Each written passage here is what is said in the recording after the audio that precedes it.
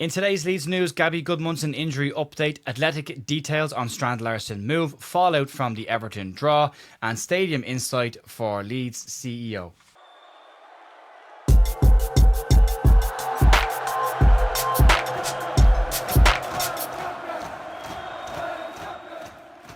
Hey folks, welcome to the Leeds View. Ger here with your Leeds United news on Tuesday, the 27th of January. I hope you're all having a good week so far. Last night's game was out of our system. It's a point. We'll talk about it in a bit more detail, but it is a point on the road for Leeds. There's context to that needs to be discussed, but we'll get into that in a few minutes' time and talk about the reaction from last night's game. Also, just to let you know, the Bootroom TV has launched, which is a hub for fan-led media. The details of that are down below. The idea behind this is to give fan-led media a stronger voice and removal from the sanitised corporate media that is currently in operation. We've partnered with them along with other Leeds United fan channels as well. You can check all that information out down below. They've also got an Instagram page, actually. Go check that one out if you want as well, Bootroom TV. Right, we'll start off today's news. But before we get to that, there will be the podcast tonight, myself and Jerry McNamee and Paul Brooker, to discuss the game last night as well as look ahead to the rest of the week, or what will be a busy week for Leeds United. But we'll start off with the Gudmundsson injury update from Daniel Farke last night. After last night's draw at Everton, we did get an update from Daniel Farke on the Gudmundsson situation. There were rumours floating around over the last couple of days and the weekend that the injury to Gudmundsson might be slightly more serious and might see him out of action for a couple of months. But thankfully, last night's update means that won't be the case. But he will miss a couple of important games for Leeds in the next couple of weeks. Speaking to the media after the game, Daniel Farke confirmed that Gudmundsson has picked up an adductor strain, which of course he has. Sure, why not? Everyone else has picked up an adductor strain at this side. Why would he want to miss out on that? The initial diagnosis on this was, though, said to be 3 to 4 weeks. However, Farke says that of a positive estimate, and it looks like he'll only miss maybe 1 or 2 games. So he will be out of the Arsenal game. They're hoping to have him back for Nottingham Forest, but he might just miss that one as well, depending how his progress goes. But so far, so good. James Justin, though, has been a very capable stand-in for Goodmanson since he's come in. Well, he's becoming Stuart Dallas at this point in the amount of different positions that he has played in. But from a defensive perspective, very, very strong. But even from an attacking perspective last night, Justin got his first Premier League goal for Leeds last night and his second goal overall this season. And a very solid game defensively. You don't get the bombing forward as consistently as you get with Gabby, but he was very good again last night. Justin, though, after the game last night, did say that one of the Leeds United coaching staffs had given him a bit of stick about maybe arriving in the penalty area too early. I think last night he arrived in the penalty area exactly when he needed to get his goal. But Leeds also did confirm, by the way, after the game, that they are unlikely to dip into the transfer market for an additional left-sided defender at this point.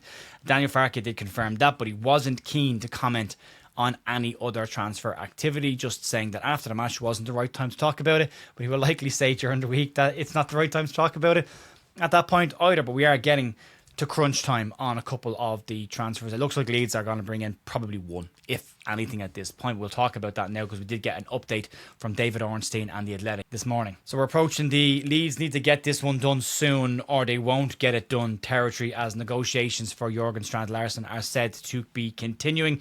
Leeds hierarchy was at the Hill Dickinson Stadium last night, and they're likely to be in and around Leeds over the next couple of days to make sure they can try and get any new additions to the squad over the line. But if Strand Larsen is Leeds' only striking target in this window, they may want to get a bit of a move on this one. According to David Ornstein in The Athletic, he says that if Jean-Philippe Mateta leaves Crystal Palace, Strand Larsen is their preferred replacement. He says that he is firmly on Crystal Palace's radar. Now, Nottingham Forest did put in a bid yesterday for Jean-Philippe Mateta of £35 million. It was said to be laughed off by Crystal Palace and miles away from their asking price. But if he does go, and there is other clubs interested in him, Strand Larsen is said to be the one that they want to bring in. Ornstein also claims that Strand Larsen's transfer is one of the main situations to keep an eye on over the next couple of days as the transfer window starts to wind down to a close. However, from a Leeds United perspective, Ornstein has an update from Leeds' standpoint, and he says Leeds' pursuit is ongoing for Strand Larsen. Along with his agent, both of them are said to like the idea of a move to Elland Road. The Athletic says that Leeds are looking for cover and competition for Dominic Calvert-Lewin for the run in the season. They are similar profiles of strikers, although Strand Larsen is a slight bit younger than Calvert-Lewin. The structure of the deal is the issue that is likely causing the negotiations to rumble on a bit longer, but I suppose we have to be fair here. Leeds can't just go and take another team's player. Just because we want them doesn't mean we're going to get them. They've got a situation in this as well. And from Wolves' point of view, the longer they hold on increases the likelihood of bringing more teams into the fold and creating a bit of a bidding war, which will likely increase the asking price and give them more money in their pocket for Strand Larsen. From Leeds' perspective, the quicker they can get it done, the less sides that are involved in this, they can negotiate that price down, because as was said yesterday, Strand Larsen may have an extra clause in his contract in the summer, so Wolves might be better off selling now than waiting to the summer. But if this does go any longer, it does feel less likely that Leeds United will be in a position to get this done. If they want to get it wrapped up, they want to move on, and if he is their main target, they need to do this before other sides start to get involved and get into the mix. The next 2 to 3 days for me on this one are really, really important. We don't want to see this get down to deadline day. We've seen Leeds get into the longer term negotiations with primary targets and miss out on them towards the end of a transfer window. The summer being the most obvious one there, where Leeds had 2 or 3 targets heading into the final week of the window.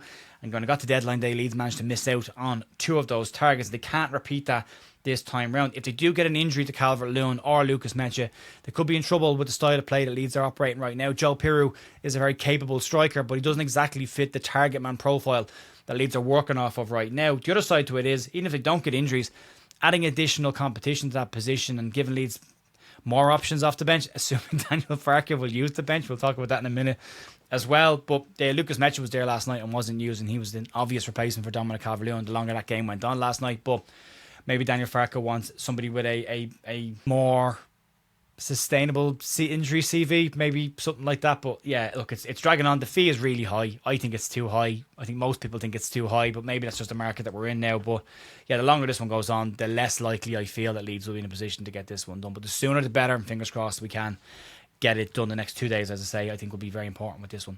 Let's move on. Let's talk about the fallout from last night's draw against Everton. A point in the road, as they say, is never a bad result, but given how Leeds started the game yesterday against Everton and the second half performance, it does stick in the throat just a little bit. Where Daniel Farke has gotten his decisions right over the last 10-11 games or so, last night I think the overriding sentiment is probably got this one a bit wrong. People can criticise Daniel Farke's timing of the substitutions. Last week the same, but last week both players that came on late in the game had an impact and gave Leeds the opportunity to go and get a winner. Last night it felt a bit reactive, and I think that's the comment that has been doing the rounds. Leeds dominated the first half of the game against Everton, which with some quick attacking moves, with one-touch passes, and they really showed an aggression to get forward and put Everton under pressure. The second half was the exact opposite. Leeds came out and sat on the 18-yard line, and we've seen that before.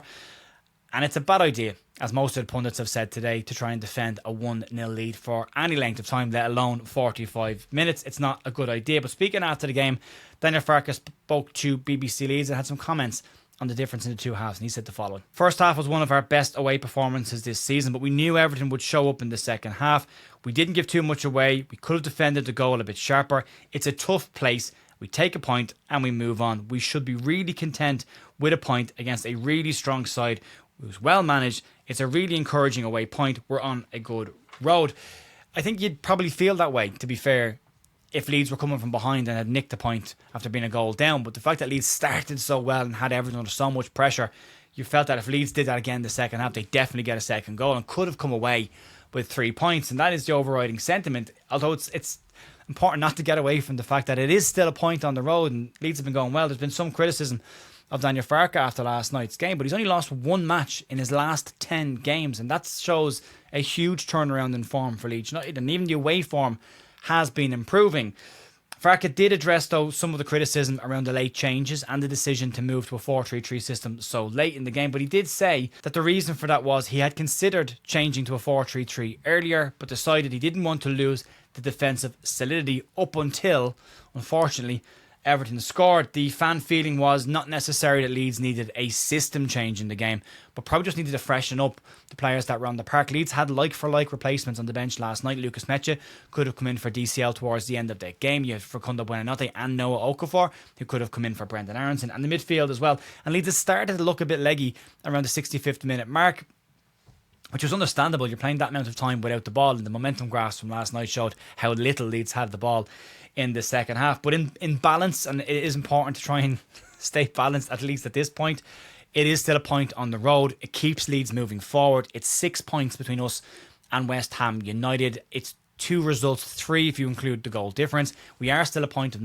ahead of Nottingham Forest. We have them in 2 games' time, and that will be a massively important game for Leeds. And there's some very important home games for Leeds coming up to try and get some wins. Leeds are entering what's not going to be an easy run of games, but there is still the potential of maybe 9 points to come from the next 6-7 games, which would get Leeds very close to their total that they need to stay in the Premier League. And then you look at the end of the season run, and you've got Burnley and Wolves at home in that as well, and you've Nottingham Forest, as I said, in 2 games' time. So they're the ones that Leeds really need to pick up the points in. But last night, felt like 3 points got away from us, could have made it a bit easier, but still a point on the road, still a point, still a good point. We move on. But as mentioned, Leeds United CEO Prag Marathe was in attendance last night at the Hill Dickinson Stadium, and he was given a bit of a tour of Everton's new ground to get some insight into what Leeds' expansion of Elland Road, at least on the interior, could look like when it begins in May. Isaac Johnson of Leeds Live has pointed out some key areas and experiences that Leeds will hope to replicate in the new look Elland Road when it gets going. And former Leeds United Managing Director Angus Kinnear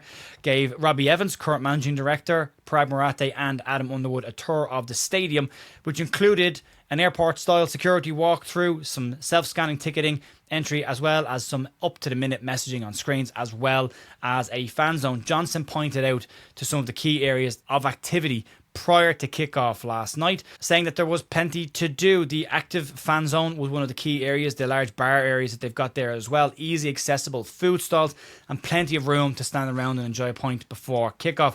Leeds' aim with the stadium redevelopment is to increase matchday revenue from around £1.5 million per home game up to and in and around £4 million per home game. The additional seats in the expansion alone is said to be bringing in an additional £14 million per season for Elland Road. And in the world of PSR or SCR next season, Leeds increasing their actual revenue is vitally important to give them the funds to spend in the transfer market. Additional revenue on top of that of food, drinks, as well as weekly events will also help to give Leeds an increased amount of revenue to spend, and the stadium redevelopment needs to generate consistent revenue from a club's perspective. The atmosphere at the Hill Dickinson Stadium last night was criticised, and there are some areas there that are worth talking about. From a Leeds perspective, they are trying and working with several different contractors to make sure they continue to keep the intimidating atmosphere that Elland Road has. And one of the things that they can learn from the mistakes that Everton have made are whoever is sitting in the Kop in their current seats, make sure they are still sitting in those current seats and give them priority when that Kop redevelopment is done. And that will be a massive part of it. South Stand will stay as it is because it's got a road behind it right now, so that's going to be difficult to redevelop. They're working on plans around that. But from a Kop perspective, that is vitally important that Leeds increase the amount of seats and vocal fan base that is in that, but don't take away from the current fans that sit in their current seats. Their criticism of Everton is they've moved people around. Don't do that. If Leeds can avoid doing that, they could be in a really strong position there. But folks, that will be it for me this morning. We will have the podcast out tonight, myself and Jerry McNamee and Paul Brooker, to discuss the game last night, as well as look ahead to the last couple of days of the transfer window and Leeds match at home at Elland Road to Arsenal in the upcoming weeks. Also check out Bootroom TV. The details are down below. Give us a like and a subscribe on your way out the door, and I will talk to you very, very soon. Enjoy the rest of your day. See you later. Bye.